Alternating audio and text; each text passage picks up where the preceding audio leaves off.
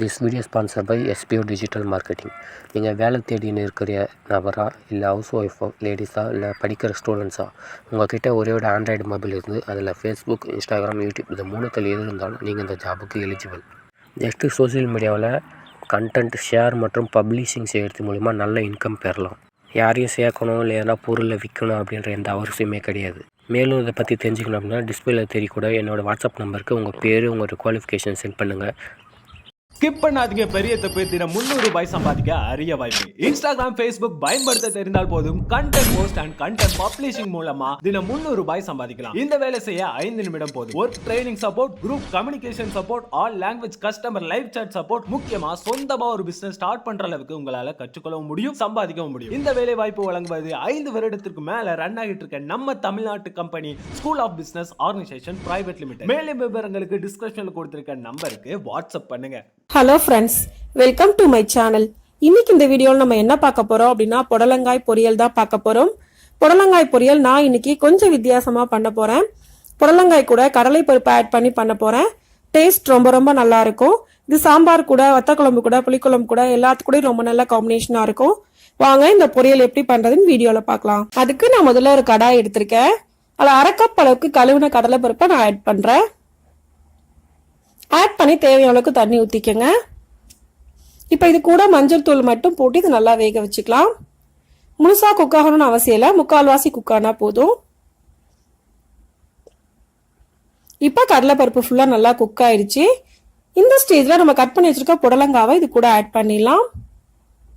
புடலங்காயை இந்த மாதிரி சின்ன சின்ன பீஸாக கட் பண்ணிக்கங்க.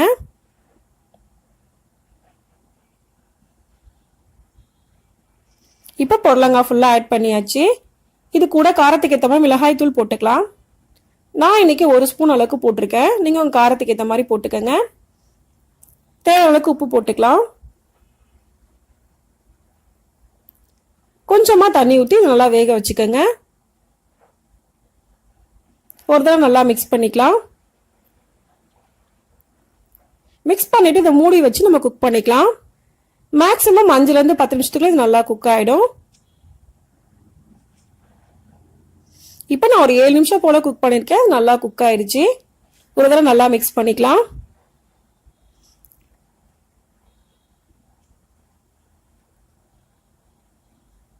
இப்போ புடலங்காய் நமக்கு ரெடி ஆயிடுச்சு. அடுத்ததான் ஒரு பேன் எடுத்துக்கிறேன். 2 ஸ்பூன் அளவுக்கு ஆயில் ஊற்றிக்கிறேன். ஆயில் நல்லா ஹீட் ஆனதுக்கு அப்புறமா 1/2 ஸ்பூன் அளவுக்கு கடுகு போடுறேன். 1/2 ஸ்பூன் அளவுக்கு உளுந்தம்பருப்பு போடுறேன். இது ரெண்டும் நல்லா ஃப்ரை ஆகணும். இப்போ இது கூட 1/2 ஸ்பூன் அளவுக்கு நான் ஜீரகம் ஆட் பண்றேன். இது எல்லாம் நல்லா ஃப்ரை ஆனதுக்கு அப்புறமா வெங்காயம் ஆட் பண்ணிக்கலாம். நான் இன்னைக்கு 1 கப் அளவுக்கு பெரிய வெங்காயம் சின்ன சின்ன பீஸா கட் பண்ணி ஆட் பண்றேன். இந்த பொரியலுக்கு நீங்க கொஞ்சம் வெங்காயம் அதிகமா போட்டா நல்லா இருக்கும். கொஞ்சமா கறிவேப்பிலை ஆட் பண்ணிக்கலாம். ஒரு பச்சை மிளகாய் 4 கட் பண்ணி அதையும் ஆட் பண்ணிக்கிறேன். இப்போ இதை எல்லாத்தையும் நல்லா ஃப்ரை பண்ணிக்கலாம். வெங்காயம் நல்லா கோல்டன் ப்ரௌன் கலர் வரணும், அந்த அளவுக்கு ஃப்ரை பண்ணிக்கோங்க. இப்போ இதில் கொஞ்சமாக நான் உப்பு ஆட் பண்ணுறேன். நம்ம ஆல்ரெடி புடலங்காயில் உப்பு போட்டிருக்கோம். வெங்காயத்துக்காக மட்டும் கொஞ்சமாக உப்பு போட்டால் போதும். இப்போ இது நல்லா ஃப்ரை ஆயிடுச்சு. இந்த அளவுக்கு நல்லா ஃப்ரை ஆகணும், அப்போதான் டேஸ்ட் ரொம்ப நல்லா இருக்கும். இப்போ இது கூட நம்ம வேக வச்சு வச்சிருக்க புடலங்காயை ஆட் பண்ணிடலாம்.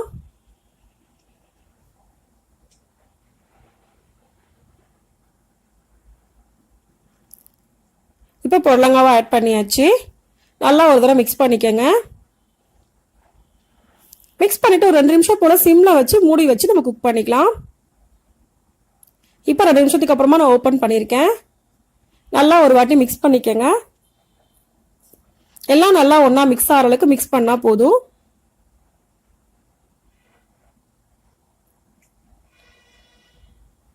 இந்த புடலங்காய் பொரியலுக்கு கடலைப்பருப்பு முழுசா இருந்தால் தான் டேஸ்டா இருக்கும். இப்போ நல்லா குக் ஆயிடுச்சு. அடுப்பை ஆஃப் பண்ணிடலாம்.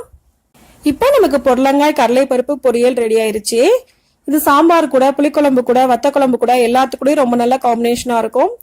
எப்பவுமே புடலங்காய் பொரியல் ஒரே மாதிரி பண்ணாம கொஞ்சம் வித்தியாசமா இந்த மெத்தட்ல நீங்களும் செஞ்சு பாருங்க. டேஸ்ட் ரொம்ப ரொம்ப நல்லா இருக்கும்.